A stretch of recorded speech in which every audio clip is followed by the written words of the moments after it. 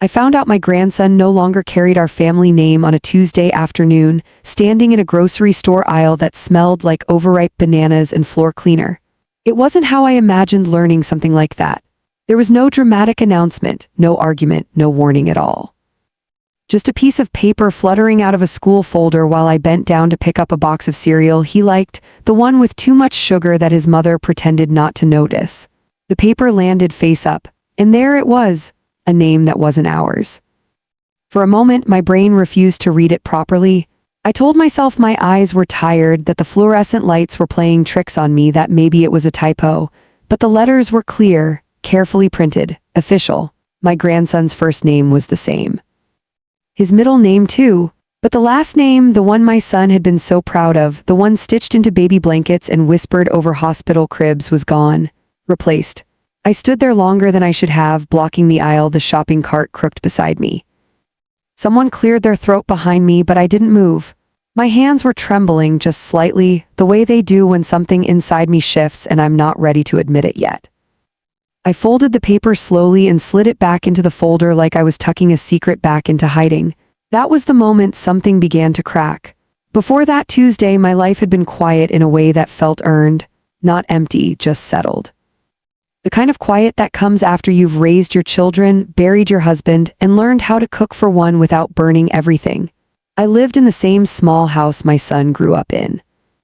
The paint was peeling near the porch steps, and the kitchen faucet had a slow drip I kept meaning to fix. Every Sunday morning, I sat at the same spot at the table with a cup of weak coffee and the newspaper folded just right. Habit had become comfort. My son Macab had been my only child. Losing him 3 years earlier had carved out a space in my life I still didn't know how to fill. A sudden illness, too fast, too final. One day he was calling me about a leaky pipe, the next day I was choosing a suit he'd never wear again. His wife Melissa had been pregnant at the time. That baby, my grandson, became the thread that kept me stitched to the world I never pushed. I knew grief could make people protective, territorial. Melissa had always been particular, polite in public, distant in private. The kind of woman who smiled without warmth and spoke in measured sentences as if every word had been pre-approved. But she let me see my grandson, not often, not freely. Still, she let me. I told myself that was enough. I learned to savor the small things, the way his curls stuck to his forehead after running, the way he pronounced spaghetti like it was a long secret, the way he reached for my hand in parking lots without thinking. Those moments were oxygen. Melissa insisted on rules. Snacks had to be approved. Visits had to be scheduled days in advance. Photos had to be sent to her first before I shared them with anyone else. She framed it as structure, but I felt the edges of something tighter beneath it. Still, I stayed quiet. I had learned after burying my husband and then my son that silence was sometimes the price of staying close to what you loved. The first clue came weeks before the grocery store, though I didn't recognize it then. My grandson was sitting at the kitchen table coloring, his tongue poking out slightly as he concentrated. I watched him from the sink, washing apple slices, when he suddenly looked up and said, "Grandma, why do I have a different name at school?" The question slipped out casually, like he was asking why the sky was blue. I dried my hands on a towel. "What do you mean, sweetheart?" He shrugged. "Teacher calls me a different last name. Mommy says it's easier." Easier, I remember nodding, smiling, brushing it off. Children say strange things, adults misinterpret. I didn't want to be that grandmother, the suspicious one, the difficult one. But later that night, the word followed me around the house. It echoed in the quiet rooms, sat beside me on the couch, hovered near the ceiling as I tried to sleep. Easier for who? I considered calling Melissa, asking gently, but something held me back. A familiar instinct. The one that said, if you ask the wrong question, you might not like the answer. So I waited, and in waiting, I gave her time.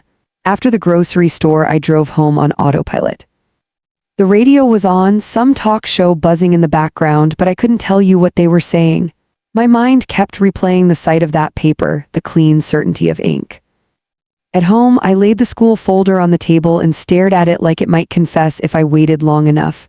I thought of Macab, how he'd insisted our last name mattered, not because it was special, but because it was ours, because it carried stories.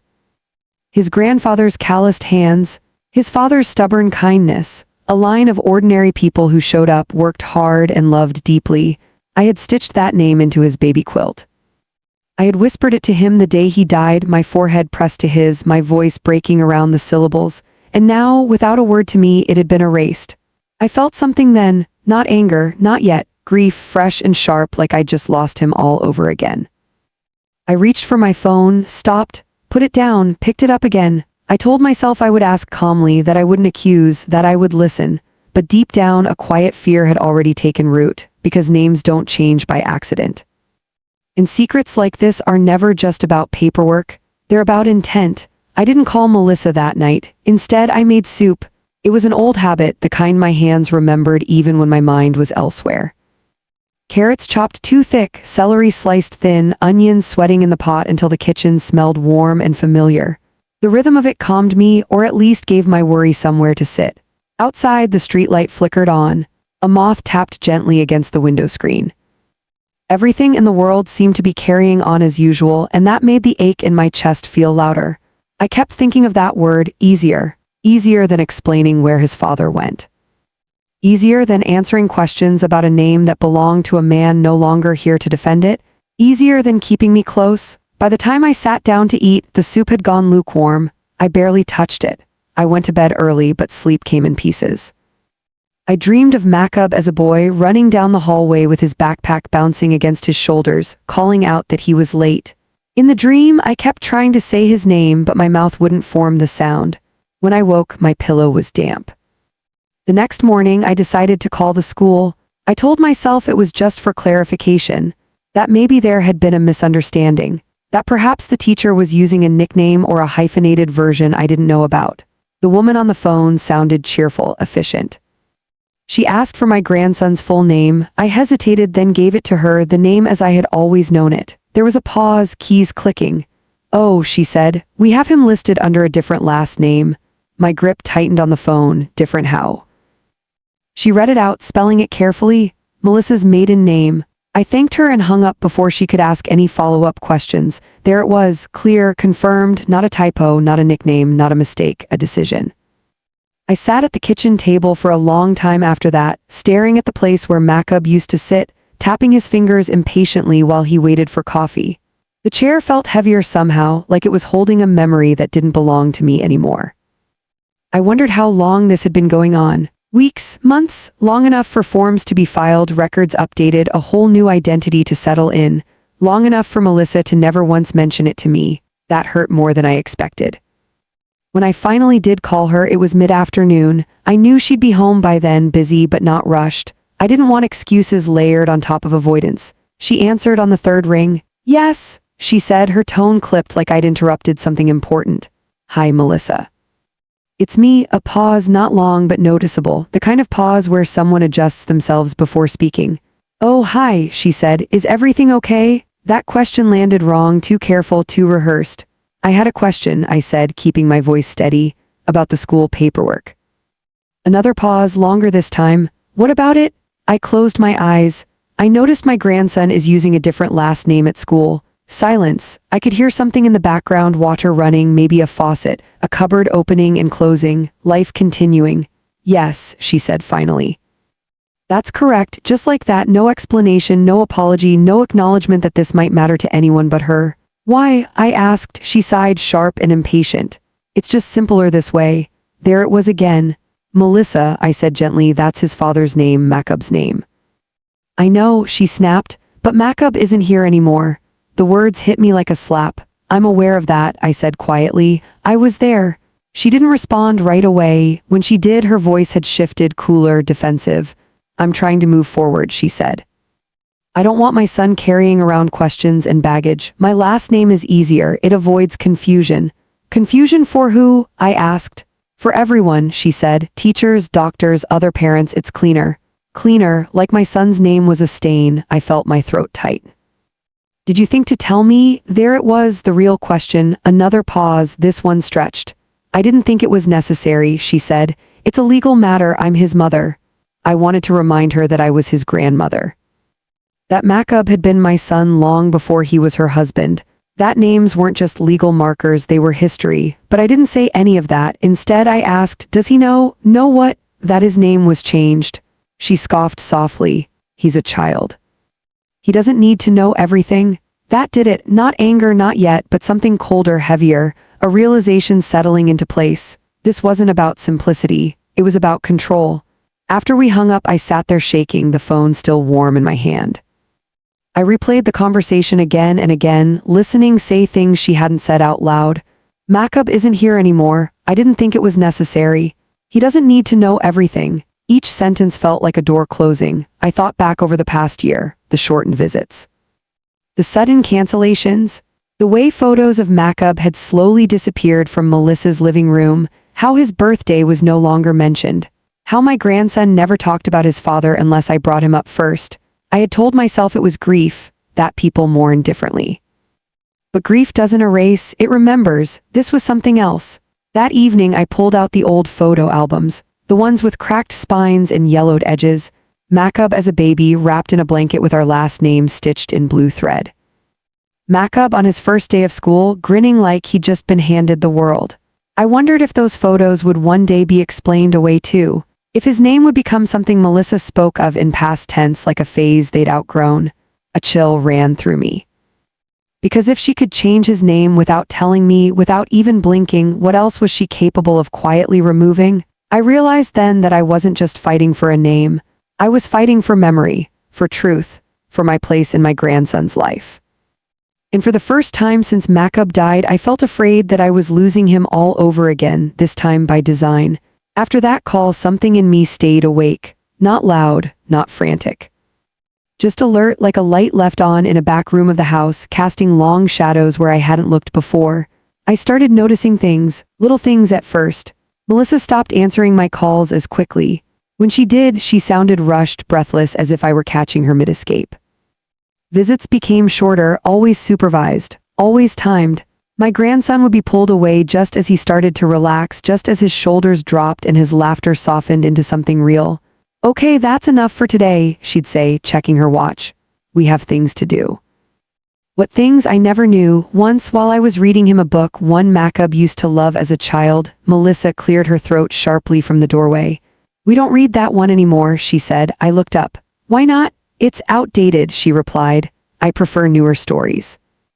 She didn't look at the book, she looked at me. I closed it without arguing. My grandson frowned, confused, but said nothing. Children learn quickly when silence keeps the peace. The house felt lonelier after that. Makub's old room, now a guest room, seemed to hold its breath. I found myself lingering there more often, touching the edges of his life like they might slip away if I didn't. His baseball glove still smelled faintly of leather and dust. His high school yearbook sat on the shelf, the corners soft from years of flipping.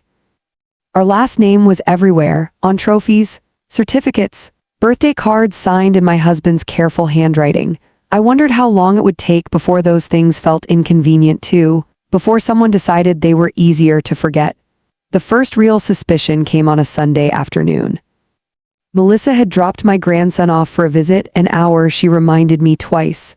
She handed me his backpack with the stiff politeness of someone handing over a package, not a child. "I'll be back at 4, she said. "Please don't take him anywhere." "I won't," I replied. I never did. She left without another word. My grandson ran straight to the living room, kicking off his shoes, laughing as he leapt onto the couch. For a moment, everything felt normal. We played with toy cars. We shared apple slices. He told me about a class pet named Rocket. Then, as I reached into his backpack to put away a snack, I saw it. A folder, not the usual school one. This was thicker, newer, the kind of folder adults use for important things. Curiosity tugged at me, gentle but persistent. I told myself I wasn't snooping, I was organizing, protecting. Inside were documents, forms, legal-looking pages with boxes checked and signatures printed neatly at the bottom. I didn't read everything, my hands were shaking too much, but I read enough. A name change application. Already approved, filed months ago. There were other papers too, medical consent forms, emergency contact lists. My name was nowhere on them, not crossed out, not replaced, just absent. I sat back slowly, the folder resting on my lap like something alive. This wasn't recent. This wasn't impulsive. This was a plan. I heard my grandson laughing from the other room, the sound bright and untroubled. It made my chest ache. He had no idea what was being rearranged around him, what pieces of his story were being quietly removed before he was old enough to object. I slid the folder back into the backpack, my movements careful, deliberate. I didn't want Melissa to know I'd seen it. Not yet. I needed to understand. That evening, after she picked him up, I poured myself a cup of tea and sat at the kitchen table until it went cold. I replayed everything I'd learned, everything I'd felt brushed aside. This wasn't just about grief. It wasn't just about moving on. It was about rewriting. And I couldn't shake the feeling that I was next. I began asking questions, soft ones. I called an old friend who worked at the courthouse, framed it as curiosity, asked about name changes, about how often parents did them after a spouse passed away. It happens, she said carefully. But usually there's a reason: abuse, safety, a clean break. Is it common to do it quietly? I asked. She hesitated. Quietly from who? Family. Another pause. Not if they're involved. That word echoed. Involved. Was I no longer considered that? I tried talking to Melissa again, choosing my words like fragile glass. Do you think you'll have questions someday? I asked her over the phone. About his dad, about his name. I'll handle that, she said. I don't want him confused. There it was again, confusion. As if truth were something dangerous. I'd like to be part of that conversation, I said. When the time comes. Her voice hardened. I don't think that's necessary. I felt something shift then, a line drawn. This is my son we're talking about, I said quietly. And my grandson? And this is my child, she replied. I get to decide what's best. The call ended shortly after that. Days passed, then weeks. Visits became even rarer. Excuses multiplied: school events, doctor appointments, playdates I was never invited to. When I did see my grandson, he seemed quieter, watchful, like he was learning which topics were safe. Once he said, "Mommy says Daddy lives in the sky now." I swallowed hard. What do you think, sweetheart? He shrugged. She says we don't need to talk about him. That night, I cried in the shower so the walls could hear it instead of the empty rooms. The truth settled in slowly like dust. Melissa wasn't just changing a name, she was erasing a presence, my son's and by extension mine. I realized then that waiting, hoping she'd soften, that time would fix it, was a mistake. Silence had bought me access before, but now it was costing me everything. If I didn't speak up carefully, deliberately, I would become another photo taken down, another story no longer told. I didn't want revenge. I wanted recognition. I wanted my grandson to know where he came from. And I wanted Melissa to understand one thing clearly: you can't erase a man by deleting his name. And you can't erase a grandmother who's still standing. Not without a fight. I did confront Melissa right away. Not because I was afraid of her, but because I was afraid of what I might lose if I moved too fast. There is a particular kind of fear that comes with loving a child who isn't legally yours. It sits low in your stomach, quiet but constant. The fear that one wrong word, one wrong tone, one moment of defiance could close a door you may never get to knock on again. So I waited, but I stopped being passive. Instead, I became careful. I started writing things down, dates when visits were canceled. Things my grandson said that didn't sound like a child's own words. Small changes, how he hesitated before saying my name, how he looked toward his mother before answering simple questions, as if checking whether the truth was allowed. I didn't know exactly what I would do with those notes. I just knew that memory alone wasn't enough anymore, because memory can be dismissed, paper cannot. The confrontation came on a rainy Thursday afternoon. Melissa had brought my grandson over late. He was tired, cranky, his little jacket damp at the shoulders. I knelt to hug him, breathing in the familiar scent of crayons and soap, and felt that quiet relief wash over me again, the kind that only comes when someone you love is right there in your arms. Melissa stood by the door, keys already in her hand. I can only stay for half an hour, she said. We're busy, I nodded. That's fine. But this time I didn't step aside. She looked at me impatient. What is it? I took a breath. I had rehearsed this moment in my head so many times that the words felt worn smooth. I know about the paperwork, I said. Her posture stiffened instantly. What paperwork? The name change, I replied. The medical forms, the school records. Silence fell between us, thick and charged. My grandson sat down on the couch, sensing the shift, his eyes moving between us. Melissa's jaw tightened. You went through his things? I was organizing his backpack, I said calmly. And I saw documents that affect my grandson's identity. I think I'm allowed to ask about that. Her face flushed, not with guilt, but with anger. This is none of your business, she snapped. You had no right. I had every right, I interrupted gently, to know that my son's name was removed from his child's life without so much as a conversation. She laughed then, sharp and humorless. Your son is gone, I'm sorry, but that's the reality. I'm the one raising him, I'm the one who has to explain things, I don't need you complicating that. I glanced toward the couch. Let's not do this in front of him. She hesitated, then waved a hand dismissively. He's not listening, but he was, children always are. I lowered my voice. This isn't about paperwork, Melissa, this is about erasing Macab. Her eyes flashed. You don't get to tell me how to grieve. I'm not, I said. I'm telling you how I am grieving and how your decisions are cutting me out of that. She crossed her arms. I'm protecting my son. From what? I asked quietly. His own father. That landed. For a brief second something flickered across her face, not regret. Not sadness, fear. I won't have him growing up living in someone else's shadow, she said. I won't have him constantly compared to a man he never got to know. That man was his father, I replied. And he loved him. He loved him before he was even born. Her voice rose. Love doesn't keep a child safe. Love doesn't answer questions when the world asks why his last name is different from mine. And silence doesn't either, I said. The room felt smaller. The rain tapped against the windows, steady and insistent. You didn't just change a name, I continued. You changed a story and you didn't think I deserved to know. She looked away. I didn't want an argument. So you chose secrecy instead, I said. That tells me everything. She left early that day. My grandson waved from the doorway, his smile uncertain. I waved back, holding it together until the car disappeared down the street. Then I sat down and cried, not loudly, not dramatically, but the way grief actually comes. Quiet, heavy, like a tide pulling back from shore, leaving everything exposed. That night I made a decision. I wasn't going to fight Melissa in ways that would make her dig in deeper. I wasn't going to threaten court or demand rights I knew I didn't legally have. Instead, I was going to tell the truth, not to shame her. But to preserve him, I started with my grandson, carefully, gently. The next time he came over, we sat at the table with crayons spread between us. I didn't mention names, I didn't mention paperwork. I said, did you know your daddy loved to draw too? His eyes lit up. Really? Oh yes, I smiled. He used to draw cars just like these, always made them go too fast. He giggled. I showed him photos, ones Melissa had never thrown away, ones I kept safe. Macab holding him as a newborn. Macab resting a hand on Melissa's belly, smiling with that quiet pride he had. Is that my daddy? He asked softly. Yes, I said, that's your daddy. He stared at the picture for a long time, then he said something that made my chest tighten. Mommy says we don't talk about him because it makes people sad. I chose my words carefully. Sometimes it does, but talking about someone doesn't make them disappear, it helps us remember. He nodded slowly, absorbing that like a truth he'd been waiting for.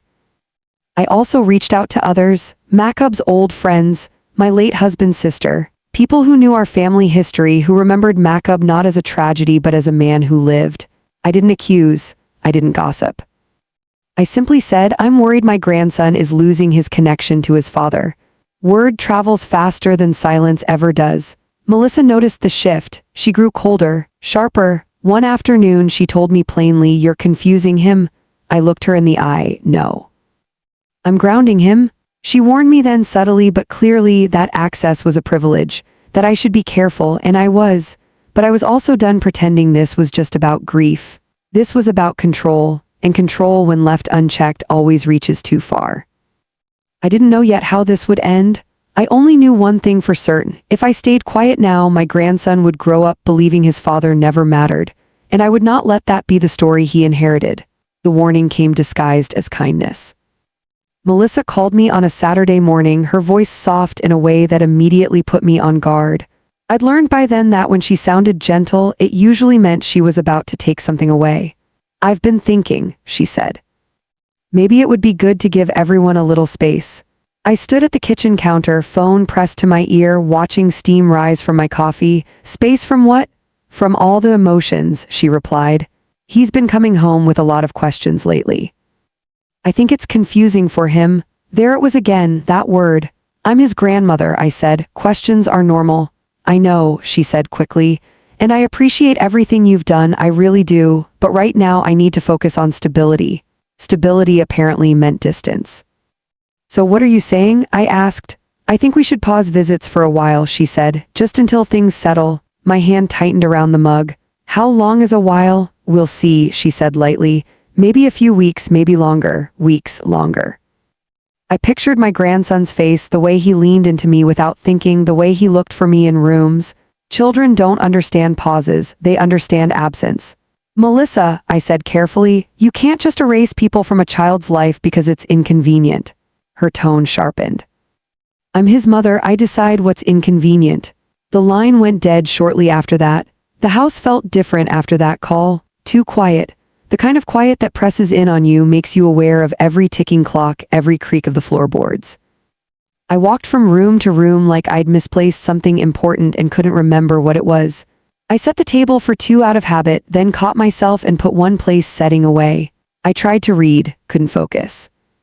I kept seeing my grandson's face when he looked at those pictures of Makub. The way recognition had dawned slowly, carefully, like he was assembling a puzzle someone had scattered on purpose. Melissa wasn't just distancing me, she was afraid, and fear, when it feels threatened, tightens its grip.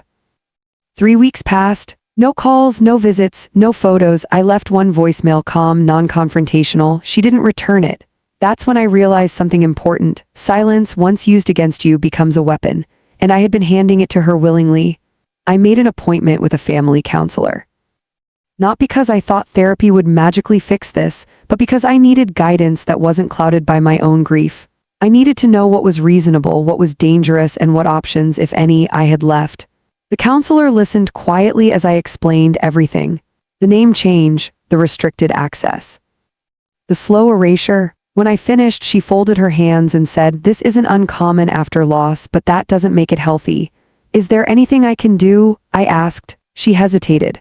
"Legally, your options are limited, but emotionally, you still have influence. Especially if others are involved." Others, that word stayed with me, so I stopped trying to reach Melissa directly. Instead, I reached outward.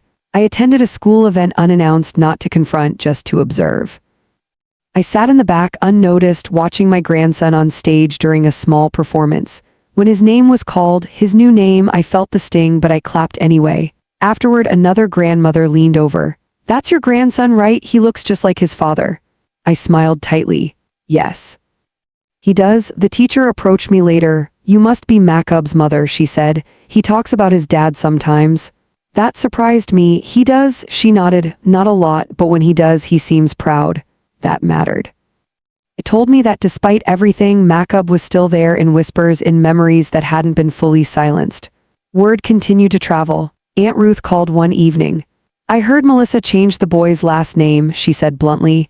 "Is that true?" "Yes," I replied. "Well," she sighed, "that explains a lot." "What do you mean?" "She's been telling people you're too emotional to be around right now," Ruth said, "that she's worried you'll confuse the child." I closed my eyes. There it was, the narrative. I thanked her and hung up, my hands shaking, not with anger this time, but resolve. If Melissa was willing to frame me as unstable to justify my disappearance, then this had moved beyond private grief. This had become a public erasure. I wrote Melissa a letter, not a text. Not an email, a letter. I took my time with it, wrote and rewrote until every sentence felt steady. I told her I respected her role as a mother, that I understood her fear, that I wasn't trying to replace Makub or compete with his memory. Then I told her the truth, that removing his name didn't protect my grandson, it isolated him, that cutting me out didn't simplify his world, it narrowed it.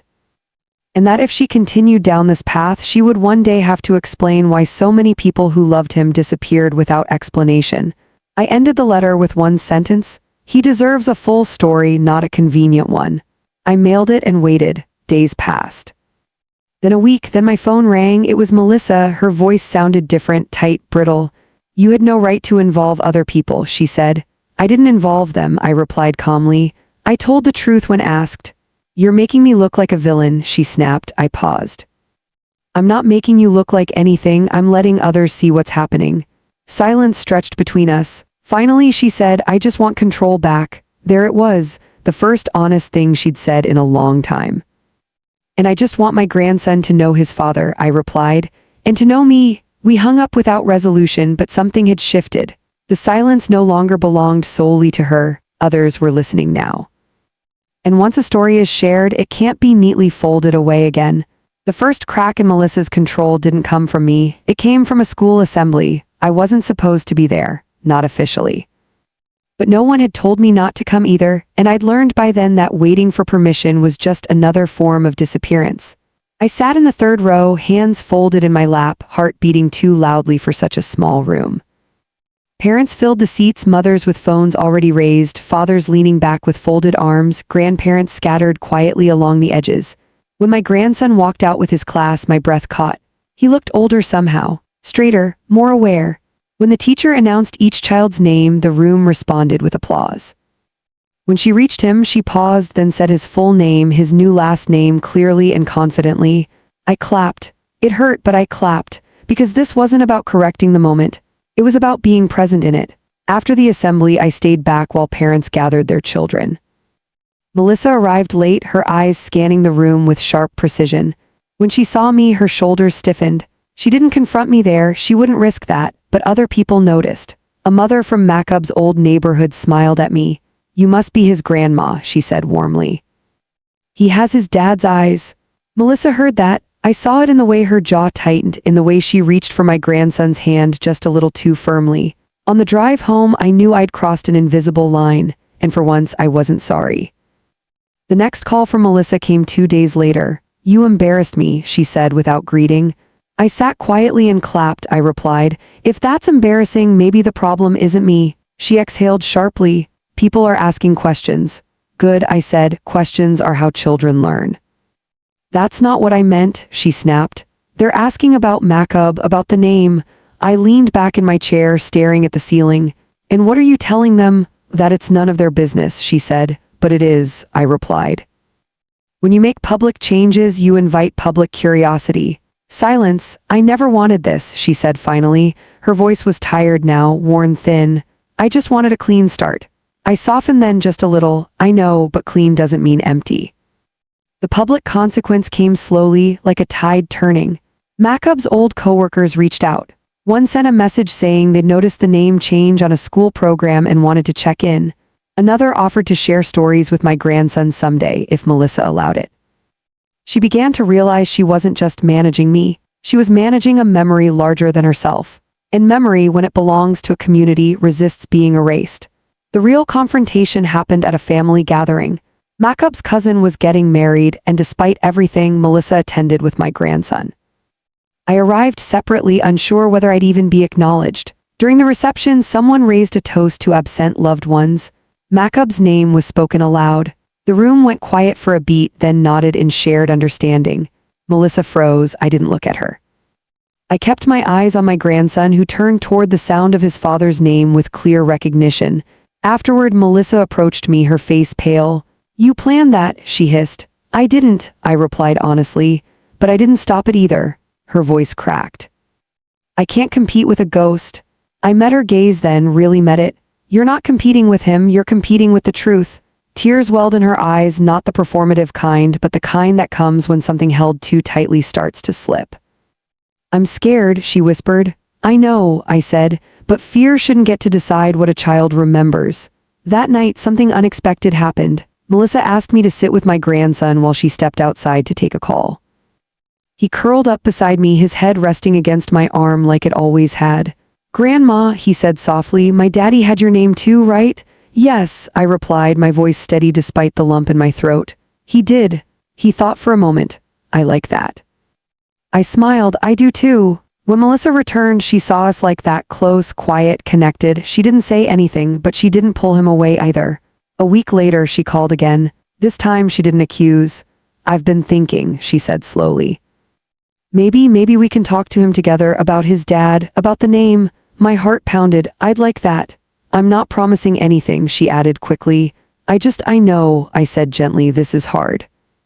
The conversation with my grandson happened on a Sunday afternoon, sunlight spilling across the living room floor. Melissa sat stiffly on one end of the couch. I sat on the other. My grandson sat between us, legs swinging. We told him the truth, simply, carefully. That his daddy had a name that mattered. That names can change, but stories don't have to disappear. That loving someone who isn't here anymore is okay. He listened quietly. Then he said, "Can I have both names?" Melissa and I looked at each other. In that moment, something shifted, not just between us, but within her. "I don't know," she said softly, "but we can talk about it. It wasn't a victory, but it was a door opening, and sometimes that's how healing begins. After that Sunday, nothing changed all at once. That's something I've learned about healing. It doesn't arrive with ceremony. It comes quietly in small allowances, in pauses where there used to be resistance. Melissa didn't suddenly invite me back into every part of their lives. The name on the school records didn't magically revert. There were no apologies wrapped in neat sentences, but the air between us softened. And for the first time in a long while, I felt like I was standing on solid ground instead of the edge of something always threatening to collapse. She started calling again, not often, not warmly, but consistently. "Can you watch him for an hour?" she asked one afternoon. "I have an appointment." "Yes," I said without hesitation. When she dropped him off, she lingered in the doorway. Her eyes moved around the house, landing on Macub's old photos, the ones I'd never taken down. "You keep a lot of him here," she said quietly. "I do," I replied. "It helps me breathe." She nodded once, no argument, no defensiveness. That felt like progress. My grandson seemed lighter too. Children are incredibly perceptive. When the tension around them eases, they respond immediately. He laughed more freely, asked questions without checking for approval first. One afternoon, while we were baking cookies, he asked, "Why did Mommy change my name?" I froze for a fraction of a second, then I remembered the promise I'd made to tell the truth without turning it into a weapon. "Sometimes grown-ups think changing things will make the hurt go away," I said gently, "but hurt doesn't work like that." He stirred the bowl thoughtfully. "Does it hurt Mommy?" "Yes," I said, "and it hurt your daddy when he was sick too, and it hurt me when he died." He looked up at me, eyes wide. "It hurts a lot of people." "Yes," I said softly, "but love helps." He nodded as if that made sense, because to a child it does. Melissa watched us differently after that, not suspiciously, cautiously, like someone learning how to loosen their grip without dropping everything. One evening she stayed for dinner. We ate quietly at first, passing dishes, the clink of silverware filling the space where words hadn't learned to live again yet. Then she said, "I never meant to erase him." I didn't respond right away. I let the words settle. "I know," I said finally. "But intentions don't always survive fear." She swallowed. "I was drowning. Everywhere I looked, there he was, his name, his face, your grief. I felt like there was no room for me to breathe." I met her gaze. "You didn't need to make the room smaller. You could have asked us to step back." Tears filled her eyes. "I didn't think anyone would." I thought of all the times I'd stayed silent, afraid to lose access, afraid to push. "Sometimes," I said gently, "we don't know what people are willing to do for us until we let them." The public consequences continued, but they softened too. People stopped whispering. The story shifted from "Why did she change his name?" to "How is the family doing now?" At school, my grandson started telling classmates, "I have 2 last names." He said it proudly, like it was a special skill. The teacher mentioned it to me once. "He seems more confident," she said, "like he's figured something out." I smiled. "He has." Melissa and I had one final difficult conversation. We sat at her kitchen table, the one Macub had assembled himself, the screws still slightly uneven if you knew where to look. "I'm not changing it back," she said quietly. "Not completely." I nodded. "I understand." "But," she continued, "I'm willing to hyphenate it on school records, medical forms, everywhere it matters." My chest tightened. "That means a lot." "It's not about you," she said quickly, then paused. "Okay, it's a little about you." We shared a small, tired smile. And she added, "I won't stop him from talking about his father. Or you. I won't pretend you don't exist anymore." That mattered even more. The first time I heard my grandson introduce himself with both names, I had to step into the bathroom to steady myself. I stared at my reflection, at the lines around my eyes, at the woman I'd become through loss and endurance. I thought of my son, of how fiercely he'd loved, how quietly he'd hoped. I wished he could see this. But in a way, I think he did. Through his child, through the story that survived, healing didn't mean forgetting. It meant holding everything, grief, love, fear, forgiveness, in the same hands without dropping any of it. Melissa and I would never be what we were before. Trust, once cracked, doesn't return to its original shape. But we learned how to stand on the same ground, how to share a child's future without stealing his past. One afternoon, as I walked my grandson to the park, he looked up at me and said, "Grandma, when I grow up, I want to know all the stories." "All of them?" I asked. "Yes," he said seriously, "even the sad ones." I squeezed his hand, "Especially those, Because those are the ones that teach us who we are and who we come from. Time did what it always does when people finally stop fighting it. It softened the sharpest edges. Life didn't become perfect after that, it became honest.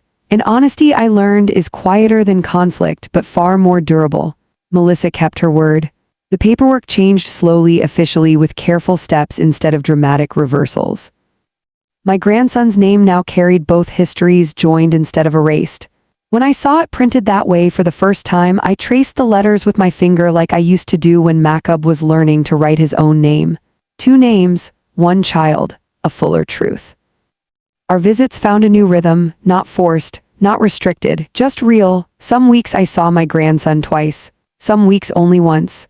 But the tension that used to sit between Melissa and me like a third person in the room had finally left. She even asked me questions sometimes. What was Macab like at that age? Did he ever hate vegetables too? Do you think he would have liked this school? At first I answered cautiously, afraid of crossing invisible lines. But she listened, not defensively, not impatiently, just listening. One evening, after my grandson had gone to bed, she surprised me by pulling out a small box from a drawer. "I kept these," she said quietly. Inside were Macab's old things, his watch, a folded note he'd written to her during her pregnancy, a photo of the 2 of them laughing at something I'd never been part of. "I didn't throw him away," she said, her voice barely above a whisper. "I just didn't know how to live with him gone." I reached across the table and placed my hand over hers. "None of us do, we just learn how to carry it." She nodded, tears slipping free. That night something finally settled between us, not friendship, understanding. My grandson grew steadier as the months passed. Children don't need perfection, they need consistency. They need permission to feel, to ask, to remember.